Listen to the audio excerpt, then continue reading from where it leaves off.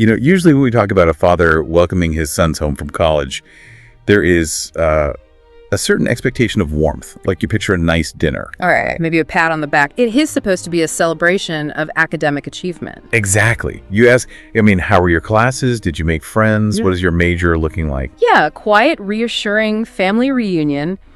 You have the older generation proudly looking at the younger generation, taking those first steps into the educated world. We just have this deeply ingrained cultural script for how these reunions are supposed to go. It is comforting, We like things to be civilized and predictable. We do.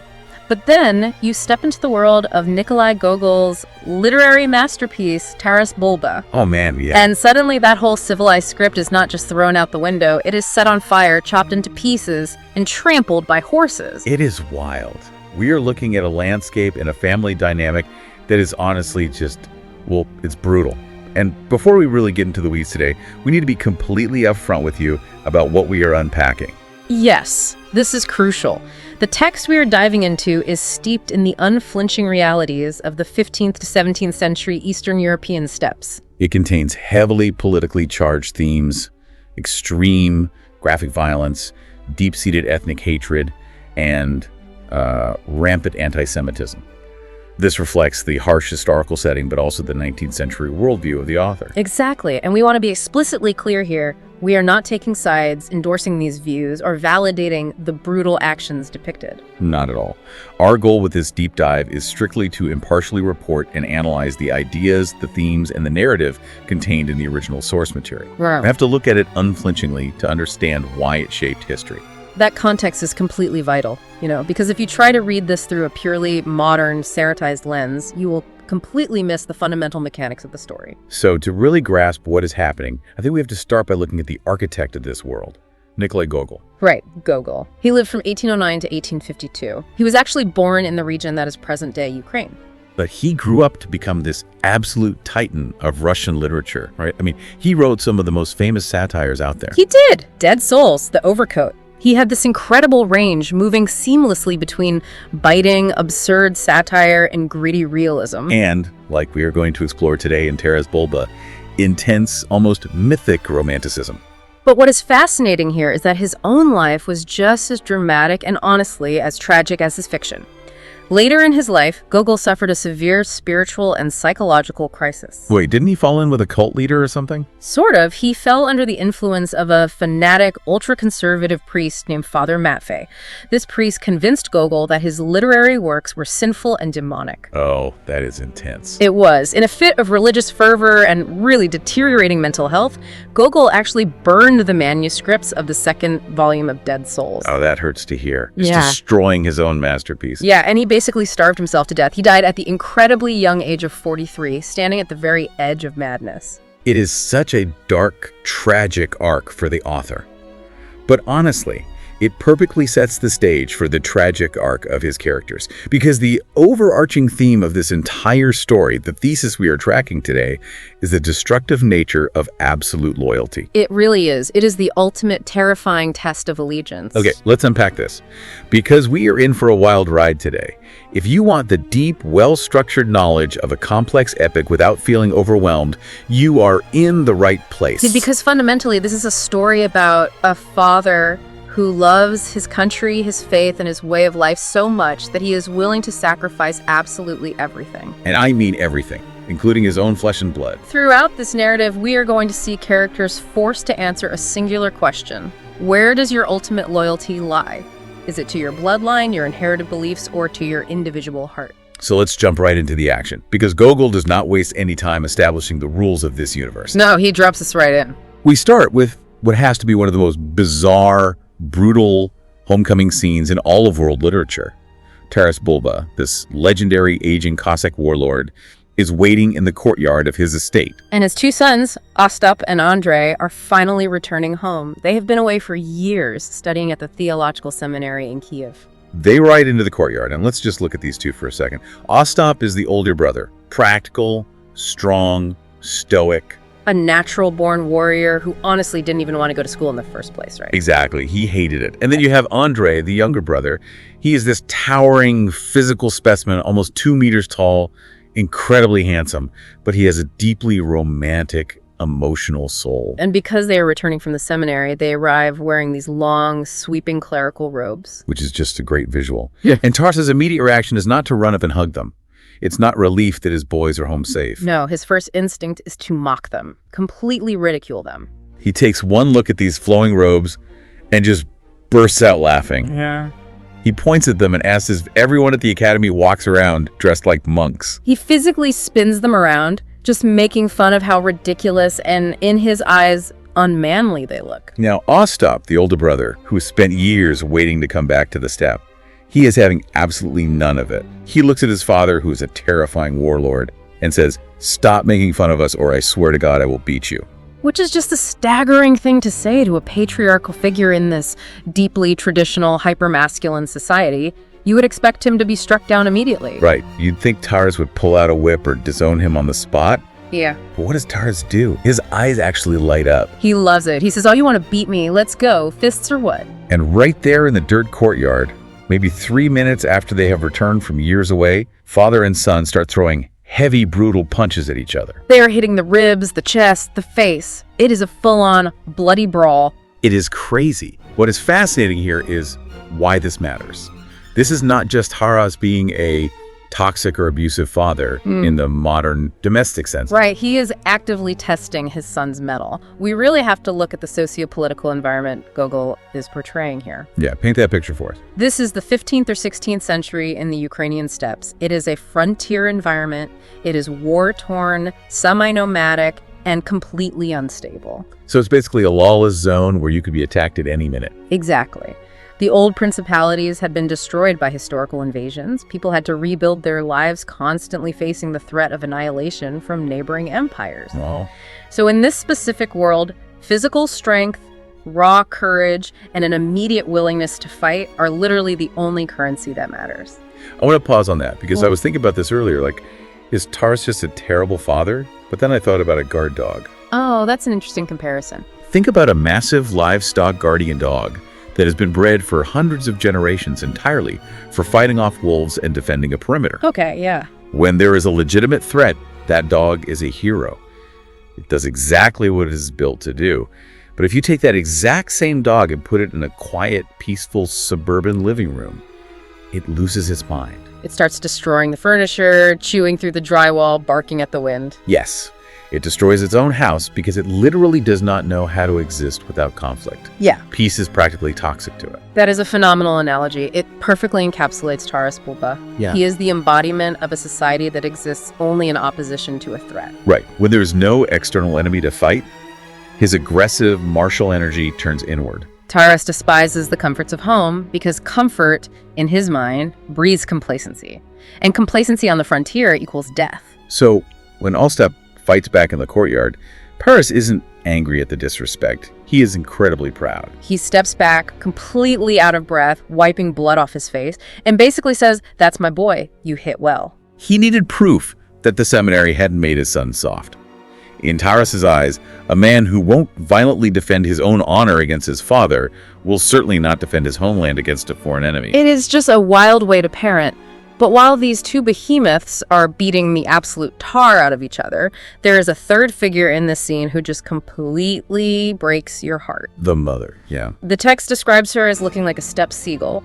She is pale, thin, prematurely aged, and just desperate for her son's love. She has watched them grow up, sent them away to be educated, and now they are finally home. All she wants to do is feed them, comb their hair, and let them rest in real beds. She represents the domestic sphere. She is the softness, the nurturing care, and the emotional vulnerability that the Cossack world fundamentally rejects as weakness. And Taras rejects it completely. They have just arrived, the boys are exhausted, and Taras, who's already drinking heavily to celebrate, starts destroying the furniture in their house. Just like that guard dog. Exactly. He is smashing clay pots, throwing things around, declaring that they do not need this house. They do not need these soft domestic comforts. He looks at his son's school books, the Latin text, the philosophy, and dismisses it all as useless garbage. To him, the real school, the only science that matters, is the Zaporozhian Sich, the great Cossack military camp. And he announces right then and there that they are not staying. They are leaving for the war camp the very next morning. The mother is just sitting there in the corner, silently crying, knowing she's going to lose her boys all over again. And this time, she might lose them to a war they will never return from. It is a devastating emotional setup.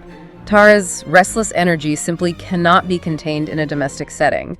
It physically propels the characters out of the house and out into the wild. And this transitions us beautifully into the next phase of the journey. Yeah. Because the very next morning, they actually leave. The mother has stayed up all night, just sitting by their beds, watching her sons sleep, knowing it is her last moments with them. The horses are saddled at dawn, and they ride out. And as they ride out into the vast Ukrainian steppe, Gogol shifts his focus. He goes from this tight, claustrophobic, violent courtyard scene to these sprawling, incredibly vivid descriptions of the landscape. It is almost cinematic. The text describes it as a beautiful golden green ocean. There are millions of wildflowers. The steppe is absolutely a character in itself in this novel. It is a vast, untamed, primordial wilderness. The grass is so tall that the horses almost disappear into it, like they are wading through a dense forest.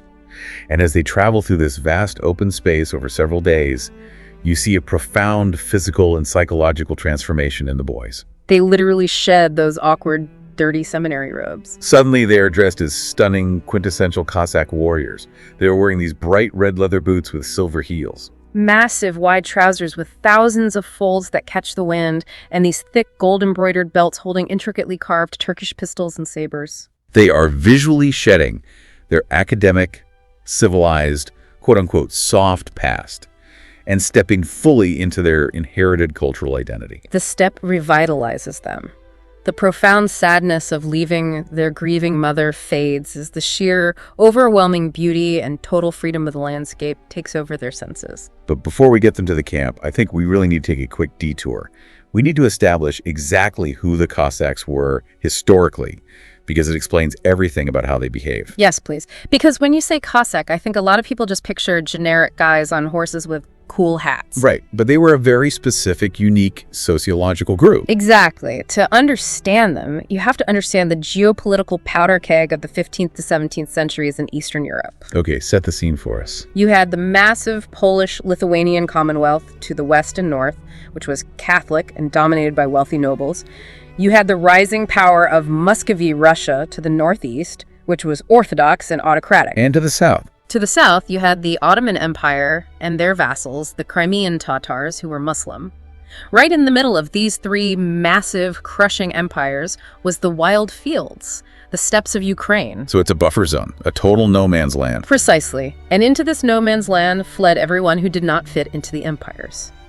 If you were a peasant in Poland or Russia facing brutal serfdom where you were essentially owned by a lord, you ran to the steppes. If you were an outlaw, an adventurer, a disgraced nobleman, or a persecuted Orthodox Christian, you ran to the steppes. Over generations, these runaway serfs and frontiersmen banded together. The word Cossack itself likely comes from a Turkic word meaning free man or adventurer. They created a completely unique, highly militarized, fiercely independent society. Okay, so if we're trying to understand the Zaporozhian Sich, which is the massive central camp Taras and his sons are riding toward, it isn't a military base built by a king. No, it's more like a historical pirate republic. Oh. Or honestly, think of a radically volatile, modern startup company. A startup company. That is a brilliant way to conceptualize it. Yeah, like where everyone has equity. There is no HR department.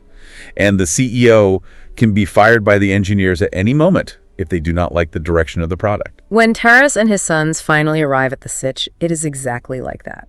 It is not what a modern reader expects from a military stronghold. There are no rigid discipline structures.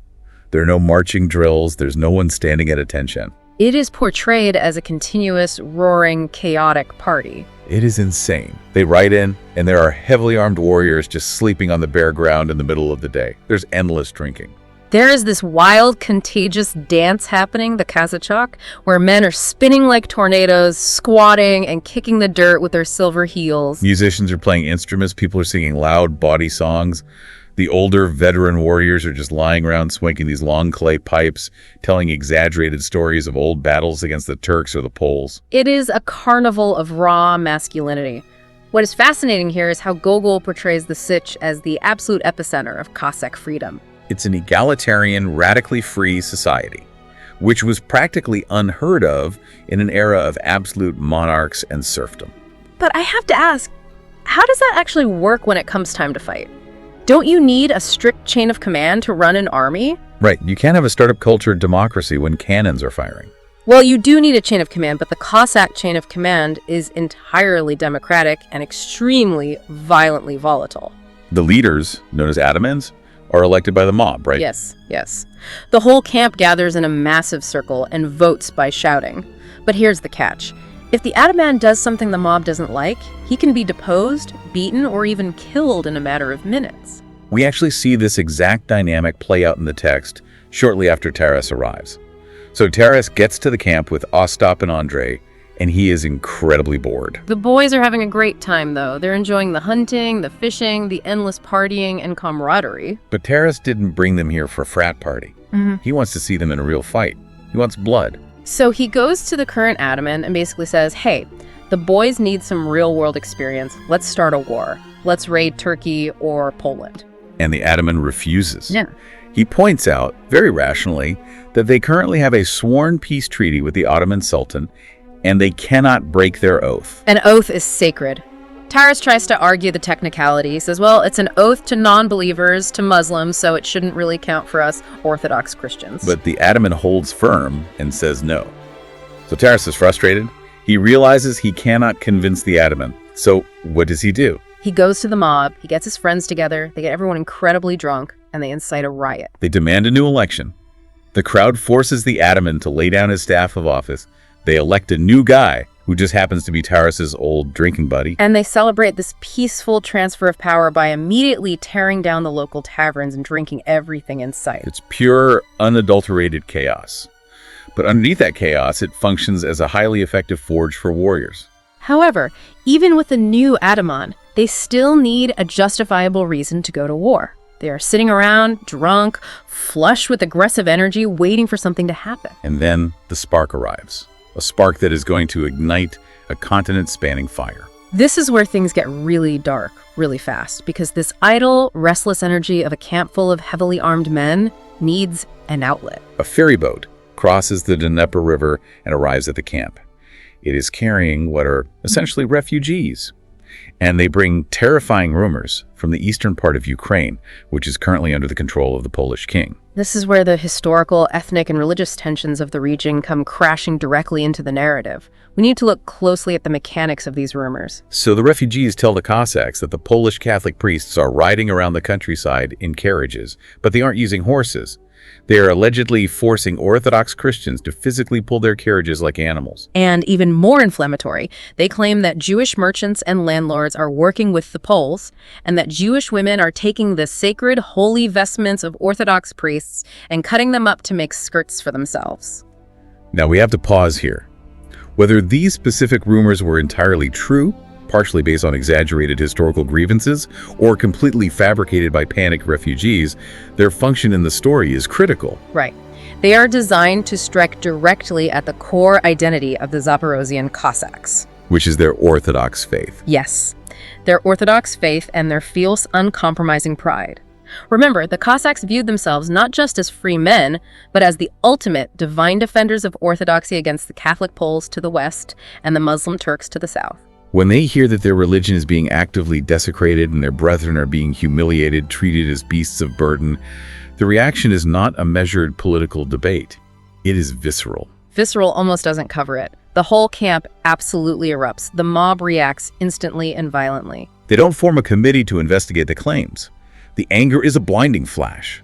And because the Polish armies are hundreds of miles away, the mob turns their rage on the closest available targets. The Jewish merchants who live and trade within the Cossack camp itself. The text describes a horrific scene where the mob descends on them, beating them, throwing them into the Dnieper River to drown, executing them on the spot. It is a terrifying, sickening display of mob mentality, ethnic hatred, and scapegoating. It is a dark, brutal reflection of the times, showcasing how quickly the festive, democratic energy of the Sich can curdle into homicidal rage. It highlights the absolute danger of a society built entirely on martial aggression.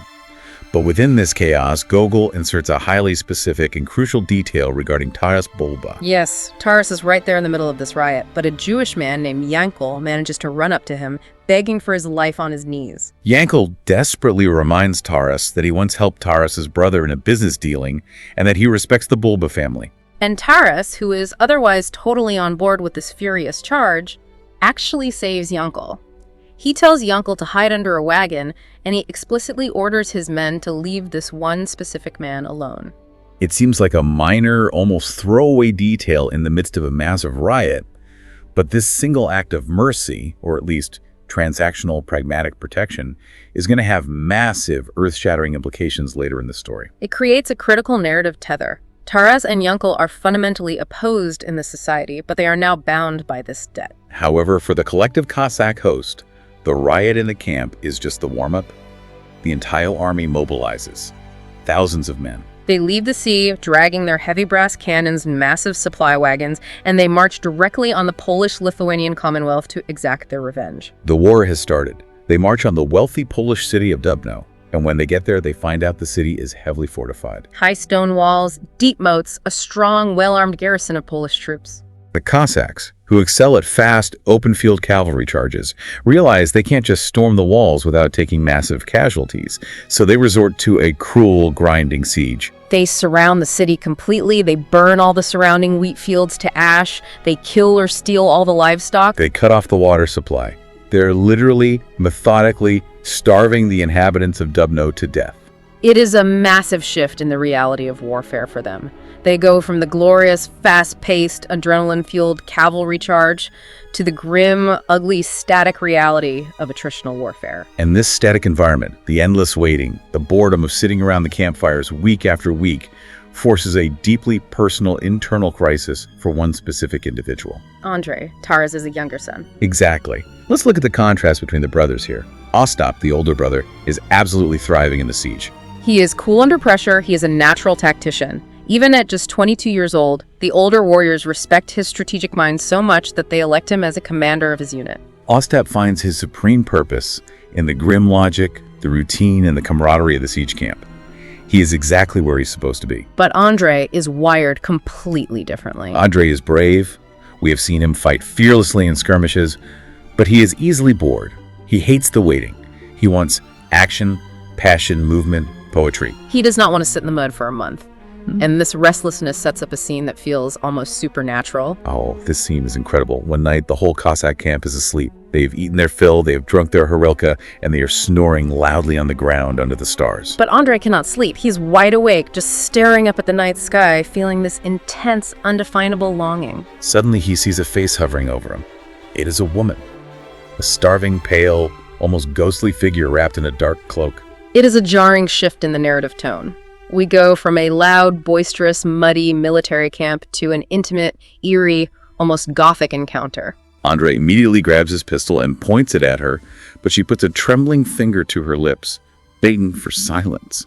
She is a Tatar woman, and she whispers to him that she is the personal servant of the Polish voivode's daughter. Now, a voivode is basically the military governor or warlord of the Polish city. And this daughter is a girl Andriy had seen and instantly fallen madly in love with years ago when he was a student in Kyiv. They had this brief, unspoken connection. The servant tells Andriy that her mistress is trapped inside the besieged city, and she is dying of starvation.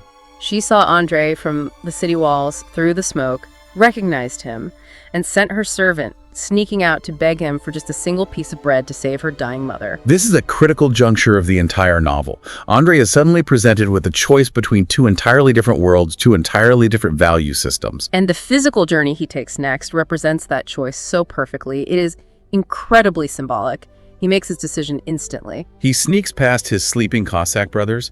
He literally walks right past his own father, Taras, which is crazy tense. Taras briefly wakes up, grumbles something in his sleep about women bringing trouble, and falls back snoring. Andriy grabs heavy sacks of bread. He takes white bread from his father's personal stash and rough black bread. He follows the Tatar woman away from the camp, down into a dark swamp, where they uncover a hidden, secret opening in the earth.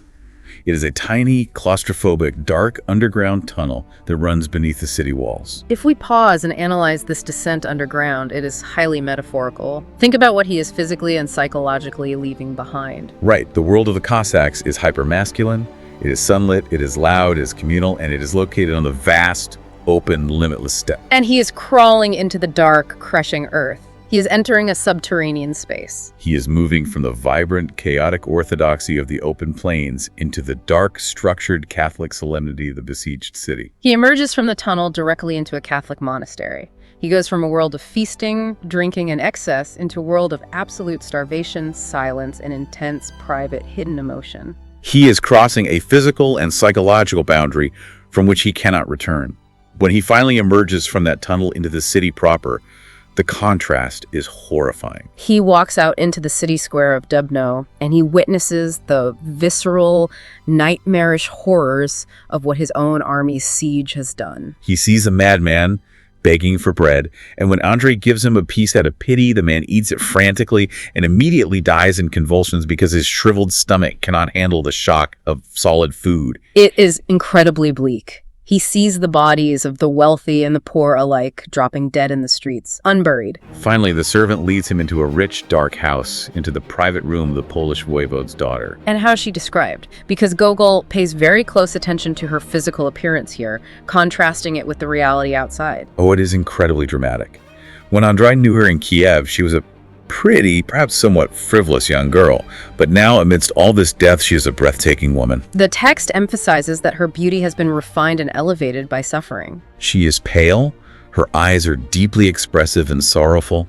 She's described almost like a magnificent, tragic marble statue. Andriy, this giant Cossack warrior who's been killing men on the battlefield, is just completely paralyzed by her beauty. He drops to his knees. He cannot even speak at first. He is experiencing a kind of religious awe, but it is directed at romantic love rather than the divine or the collective tribe. The servant brings in the bread, and the girl eats it carefully, regaining a little bit of color. And then the emotions just spill over. She looks at Andriy and reminds him that this is hopeless. She tells him, I am a Polish noblewoman, you are a Cossack, we are sworn enemies by birth. Your duty is to your father, your brother, your country. You cannot be here. And this is the moment. This is the ultimate betrayal that the entire book hinges on. Andriy looks at her and he renounces absolutely everything. He says, who says Ukraine is my homeland? Who gave it to me? This raises an important question, maybe the most important question in the book, and something for you, the listener, to think about. What actually defines our allegiance? Is it where we are born or what we choose? Andriy answers that for himself. He tells her, my homeland is you. And for this homeland, I will sacrifice everything.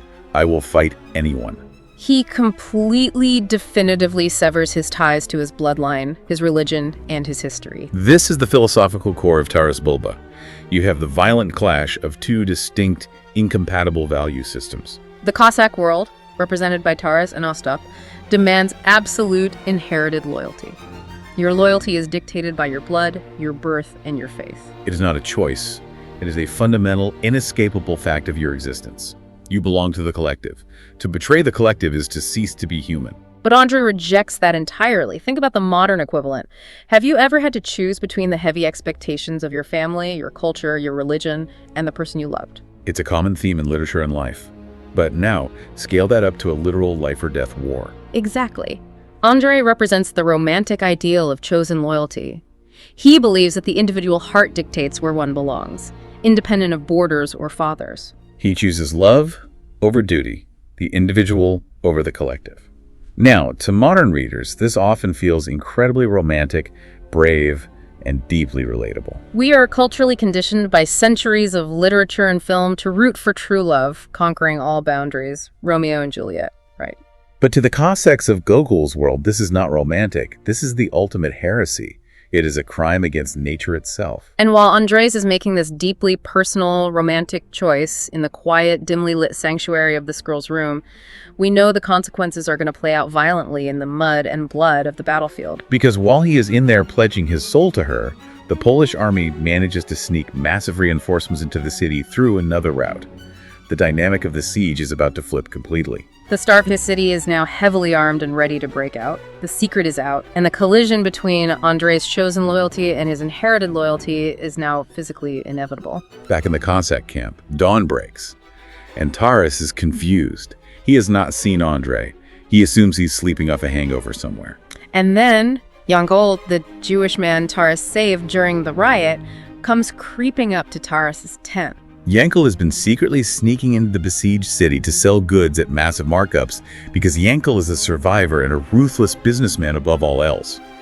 Yankel tells Taras a horrific piece of news. He says, "I was in the city. I saw Andrei." And Taras, operating on the logic of his world, immediately assumes the worst. He expects to hear that Andrei was captured in a skirmish and is in a dungeon being tortured. Right.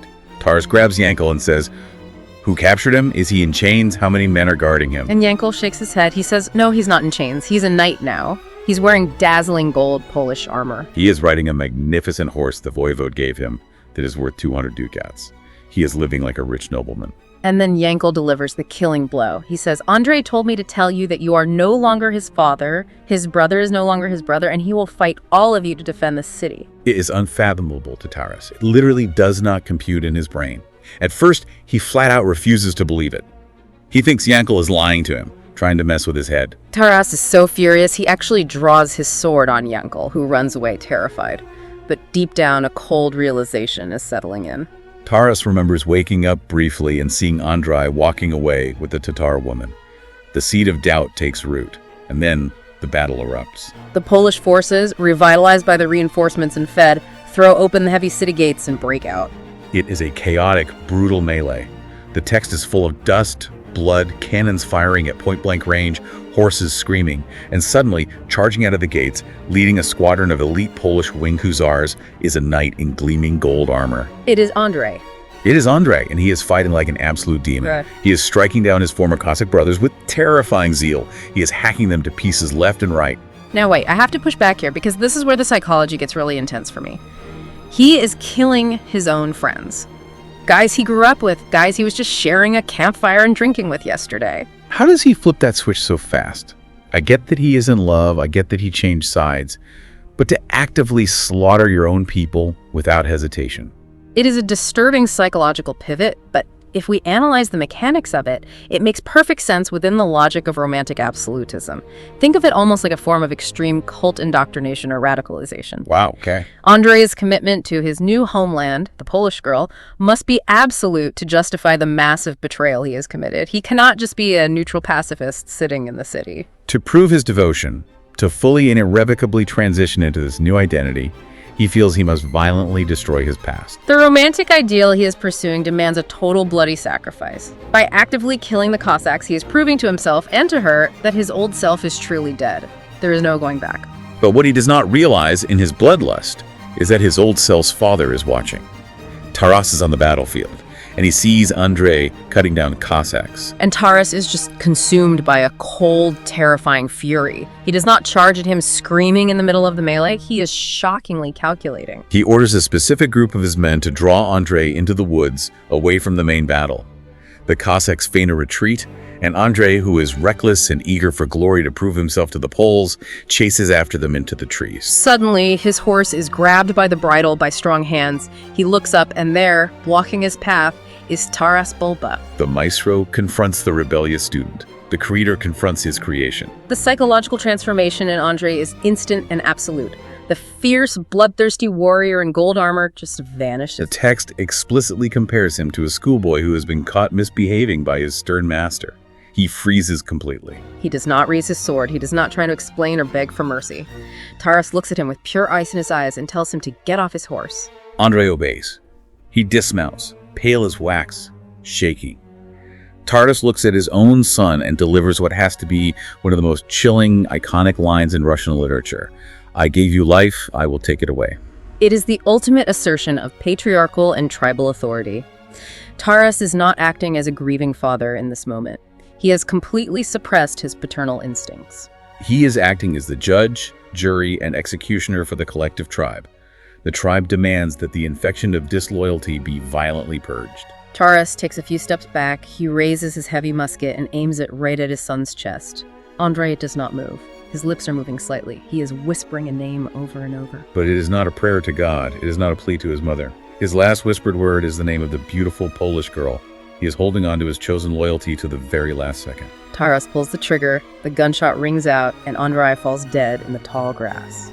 If we connect this to the bigger picture, Taras has just made the ultimate sacrifice to the Cossack code. He has purged his own bloodline to maintain the integrity of his belief system. But the code is an insatiable master. It is not satisfied. It is about to demand his oldest son as well. Because literally moments after Andrei hits the ground, Before Taras can even process the monumental horror of what he's just done, massive Polish reinforcements sweep into the woods. Ostap, the older, loyal brother, arrives just in time to see Andriy dead on the ground, but there is absolutely no time to mourn or ask questions. They are completely surrounded by enemy troops. Ostap fights heroically, like a cornered lion. He takes on 6 men, then 8 men. He is swinging his saber, bleeding, fighting with everything he has. But there are just too many of them. They throw a heavy lasso over his neck, pull him to the ground, overpower him, and capture him alive. Taras tries desperately to hack his way through to save Ostap, but Taras is struck in the head by a heavy blow, severely wounded and knocked completely unconscious. The battle is decisively lost, the Cossack host is broken, and Taras, the great warlord, is utterly defeated. One son is dead by his own hand, and his favored, loyal son is now a captive of the enemy, destined for a horrific death. Taras is rescued by a loyal friend who drags his bleeding, unconscious body out of the woods, ties him to a fast horse, and rides for days, fleeing back to the safety of the Sich. It takes a full month for Taras to physically recover from his head wound, but psychologically, the Taras that wakes up is completely shattered. He is a shell of a man. He finds out there is a massive bounty on his head from the Polish king, 2,000 gold ducats, a fortune.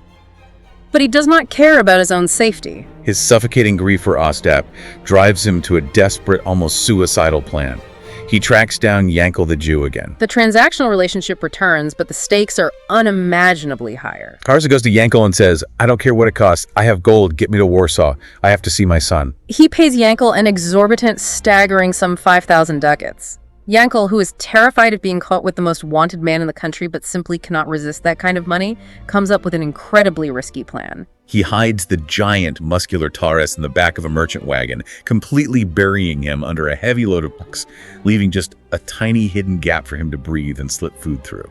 They make this incredibly tense, agonizing journey across enemy territory, past numerous Polish guards and military checkpoints. It is a journey directly into the belly of the beast.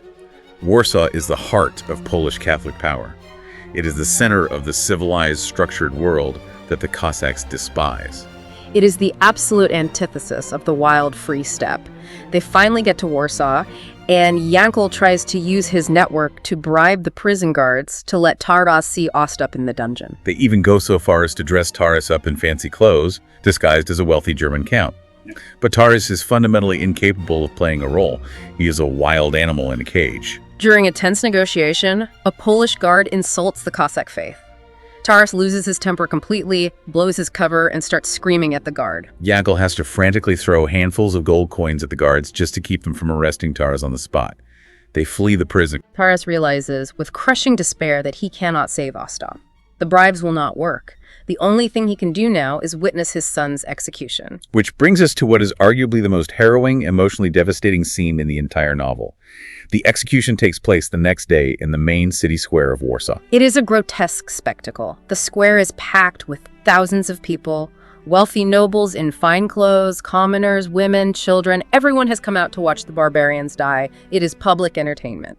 Ostap is brought out, walking proudly at the head of the line of Cossack prisoners. And here, in this horrific setting, we see the ultimate fulfillment of the Cossack Stoic ideal. Ostap is subjected to horrific, prolonged medieval torture. He is placed on the breaking wheel. The text explicitly notes the sickening, loud sound of his bones cracking, echoing across the silent square as the executioner does his work. It is unimaginable agony, but Ostap endures it in absolute, terrifying silence. He is demonstrating the supreme stoicism and spiritual victory of the Cossack warrior. He refuses to give the enemy the satisfaction of seeing his pain. He will not let them hear a Cossack beg. By maintaining his silence while his body is destroyed, he is preserving the dignity and the unbroken spirit of his entire people in his final moments. He does not scream, he does not whimper. Taras is hidden deep in the massive crowd, watching his son's body be systematically destroyed. His heart is bursting with a terrible, agonizing pride. He keeps whispering to himself under his breath, "Good boy. Good boy." But at the very end, at the extreme, unimaginable edge of human physical endurance, as the darkness of death approaches, Ostap's iron strength finally falters just a fraction. He looks out at the sea of hostile, sneering Polish faces. He feels utterly, completely alone. He does not want to cry out in pain, but he desperately needs to know that he is not dying alone in an enemy land. He cries out, his voice echoing into the silent crowd, "Father, where are you? Do you hear me?"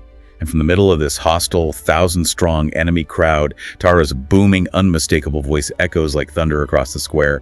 "I hear you." The psychological impact of that shout is immense. It startles the entire crowd. It brings profound comfort and closure to the dying son, letting him pass with honor. But it also seemingly seals the fate of the father. He has just announced his presence to the people hunting him. The Polish guards immediately swarm the area where the shout came from, violently pushing through the crowd, searching for the man who spoke. But Taras has vanished. Miraculously, he slips away in the chaos, escapes the square, and escapes Warsaw entirely. But the Taras Bulba that returns to Ukraine is fundamentally irrevocably changed. He is no longer just a warrior fighting for land or his faith. He has been entirely hollowed out by grief, by the betrayal of one son and the torture of the other. The father is dead. He is now an avatar of pure, unadulterated vengeance. This is where we see the final descent into the monstrous. The news of the execution of Ostap and the other Cossack commanders spreads across the steppes, and it sparks a massive, unprecedented national uprising. 120,000 Cossacks mobilize. It is a continent-shaking army. They march on Poland, and they're an unstoppable wave of destruction. They crush the Polish armies in battle after battle. Finally, the Polish king, realizing his country is facing total ruin, sues for peace. The new Cossack ataman, wanting to secure political rights, land, and privileges for his people, agrees to sign a peace treaty with the Poles. But Taras refuses. He addresses the council and tells them they are fools. He knows, based on history, that the Poles will break the treaty the moment they rebuild their strength. And historically speaking, Taras is completely right. The treaties in this region were notoriously fragile, but his refusal is not just political foresight, it is deeply, intensely personal. A piece of paper signing a peace treaty will not bring Ostap back from the wheel. It will not unshoot Andriy. Peace means nothing to a man who has nothing left to live for. Exactly. Taras breaks away from the main Cossack army, taking his own fiercely loyal regiment of veterans with him. And he begins an independent campaign of slaughter across Poland that is terrifying in its sheer nihilistic scope. He does not care about holding territory or winning tactical victories. He burns 18 entire towns and villages to the ground. He burns 40 Catholic churches. He kills absolutely everyone in his path. Wealthy nobles, poor peasants, women, children. He shows absolutely zero mercy. The text is very explicit. It describes him tossing innocent babies into the flames of burning buildings, shouting over their screams, "This is the funeral feast for Ostap." This brings us to a profound philosophical lens through which we can view the entire narrative, and specifically Taras's character arc. What's the lens? The philosopher Friedrich Nietzsche famously wrote, "He who fights with monsters might take care lest he thereby become a monster. And if you gaze for long into an abyss, the abyss gazes also into you." Taras began this journey in his own mind as a righteous defender of his faith, a protector of his people's freedom and way of life. But the brutal realities of his world, the profound, unbearable loss of his sons, have completely stripped away his humanity. He has literally become the monster. He is doing to the Polish civilians exactly what he hated the Poles for doing to his people. He is orchestrating a genocide. Exactly. The cycle of violence is absolute and inescapable. And what is really challenging for the reader here is that Gogol does not step in and explicitly condemn Taras in the text. He describes these horrors vividly, but he leaves the moral judgment largely to you, the reader. We are forced to grapple with the awe of Taras's indomitable willpower and the sheer sickening horror of his actions. He is a tragic hero who has allowed his absolute unyielding loyalty to his cause to completely consume his moral compass. But a man operating with such reckless, blind, nihilistic fury simply cannot survive forever. He is making too many enemies, drawing too much attention. The Polish army specifically tasks 5 elite regiments under a commander named Potocki with one singular mission: hunt down and destroy Taras Bulba. For days, Taras and his exhausted men outrun them, fighting a desperate running battle across the countryside. Finally, they are cornered and surrounded at a ruined fortress near the Dniester River. It is the epic final conclusion. And the mechanism of his final downfall is incredibly symbolic. It perfectly encapsulates his entire character. It is amazing. Taras and his men are fighting their way out. The battle is fierce, but they are actually breaking through the Polish lines. They are about to escape on their fast horses into the woods, but then Taras drops his tobacco pipe in the tall grass. Now, this isn't just any pipe. This pipe has been with him through everything. Through decades of war, through the death of his sons. And instead of riding on to save his own life, he violently pulls back on his horse's reins and stops. He refuses to leave even a simple, cheap wooden pipe for the cursed Poles to find and mock. He bends down from his saddle to look for it in the grass, and in that brief moment of delay, 30 Polish soldiers swarm him, tackle him from his horse, and pin him to the ground. He is captured solely because his immense pride, his absolute pathological refusal to compromise or yield a single inch to his enemy, blinded his survival instinct. It is his pride that finally undoes him. He couldn't let go. The Polish commanders decide they aren't going to just execute him normally. They want to make a terrifying example of him. They drag him to a massive tree on a cliff overlooking the river, a tree that has been struck by lightning. They nail his hands to the wood, chain him up high so his own fleeing men can see him, and they build a massive pyre at the base of the tree. They set him on fire. But even as the flames rise and begin to lick at his boots, Taras does not scream in pain. He does not beg for mercy or pray for his soul. He ignores the fire entirely. He uses his high vantage point on the cliff to look out over the river, and he sees some of his men scrambling to escape in boats while the Polish cavalry closes in. Even in his literal death throes, burning alive, he is still the Ataman. He is still commanding his troops. His focus is entirely on the collective survival of his men, not his own agony. He shouts over the roar of the fire, giving them brilliant tactical advice. He tells them which path to take to avoid the rapids, which boats to grab to escape the Polish pursuit. His men hear him, they follow his final instructions, and they successfully row away to safety. And as the flames finally start to consume his body, Taras looks out and shouts his final sweeping prophecy. He proclaims the indestructible divine power of the Russian Orthodox faith and prophesies the coming of a mighty Russian Tsar who will rise up and conquer the world. The fire consumes him, and the book ends. Now, this final speech, this grand prophecy of the Russian Tsar, brings up a massive, absolutely fascinating, behind-the-scenes, historical and literary fact that completely changes how we read and understand this whole book. Okay, this is the part I was waiting for, because this blew my mind when I read the notes. Lay it out for us. We had to look at the publication history. Gogol originally published Taras Bulba in 1835. It was part of a collection of stories called Mirgorod. That first edition was a deeply localized, specifically Ukrainian story. It focused almost entirely on the unique identity, the rebellious spirit, and the specific historical struggles of the Zaporozhian Cossacks against their neighbors. It celebrated their wild freedom. So in that original 1835 version, was there a grand prophecy about a Russian Tsar at the end? No, there was absolutely no mention of a Russian Tsar.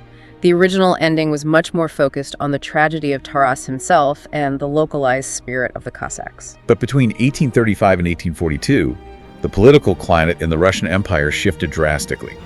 Tsar Nicholas I was aggressively pushing a new ideological doctrine known as official nationality. This doctrine was based on three pillars: orthodoxy, autocracy, meaning absolute obedience to the Tsar, and nationality, meaning the dominance of Russian culture over all minorities in the empire. And the Ukrainian Cossacks, with their wild democratic elections and independence, did not exactly fit the obey the Tsar model. Exactly. The Russian imperial censors and the Tsar's government viewed the original 1835 version of Taras Bulba with deep suspicion. It was seen as too Ukrainian, too sympathetic to a rebellious group, and potentially subversive to the idea of a unified, autocratic Russian empire. Gogol, who was living in Europe, struggling with massive financial debt, and deeply desiring the approval of the Russian literary establishment and the Tsar himself, caved to this immense political pressure. In 1842, he released a heavily revised, expanded, standalone second edition of the novel. What exactly did he change? Was it just a few words? It was a massive rewrite. He added 3 entirely new chapters. More importantly, he fundamentally altered the thematic soul of the book. He went through the text and systematically replaced references to Ukraine with Russia, or the Russian land. He heightened the anti-Polish and anti-Semitic rhetoric to align more closely with Russian imperial prejudices of the time. He transformed Taras from a wild, independent Ukrainian warlord into a proto-Russian nationalist hero. The fiery final speech where Taras, burning at the stake, prophesied the global triumph of the Russian Tsar. That was entirely a later edition, specifically designed to appease the political powers in St. Petersburg and align the book with the Tsar's doctrine of autocracy. Wow. Think about the profound irony of that. We just spent an hour talking about a story where the central theme is absolute, unyielding loyalty to one's beliefs. Taras literally murders his own son for compromising and changing sides. And yet the author of the book compromised his own masterpiece, changing the very soul of the story to appease the political powers of his time. The text itself is a victim of the very imperial pressures it describes. That is wild. It is a tragic irony. It perfectly illustrates how literature is never created or maintained in a vacuum. It is always inextricably linked to the political and cultural moment of its creation.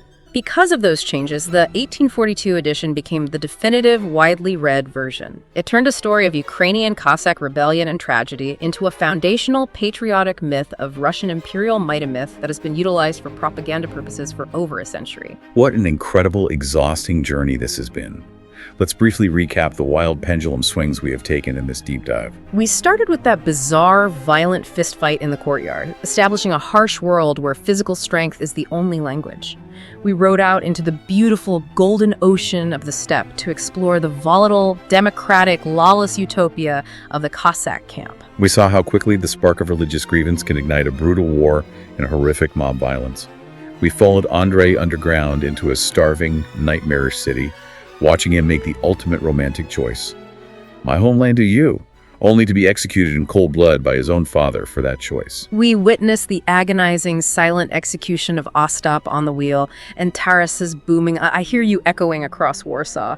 And finally, we watched a grieving, hollowed-out father burn the world down in revenge, ending his life nailed to a flaming tree, shouting tactics to his men, in an ending heavily warped by Russian imperial censorship. It is a story of staggering scale, incredible historical complexity, and profound emotional violence. It asks fundamental questions about human nature. It really does, and it leaves you with so much to process. I want to leave you with a lingering, somewhat uncomfortable question to mull over as you go about your day. Throughout this entire story, loyalty is treated as the ultimate, unassailable virtue. Loyalty to blood, loyalty to faith, or, in Andrei's case, absolute loyalty to romantic love. But when you step back and look at the ashes left behind by Taras Bulba, the burned villages, the massacred civilians, the dead sons, the cycle of endless inherited violence, you have to ask something. At what point does absolute, unquestioning loyalty to a concept or a tribe destroy the very humanity it is supposed to protect? Think deeply about the loyalties you hold in your own life, to your family, your country, your political party, or your beliefs. Are they a strong foundation that supports you and helps you grow as an empathetic person? Or are they a rigid chain that binds you to destructive patterns and blinds you to the humanity of others? That is a heavy, completely necessary thought to end on. Remember the guard dog we talked about at the beginning? The one bred only for fighting, who destroys his own home when there's no enemy to fight. Taras Bulba never learned to live in the house. He only knew how to defend it and ultimately how to burn it down. Thank you so much for joining us on this intense deep dive into Gogol's epic. It's been a profound one. See you next time.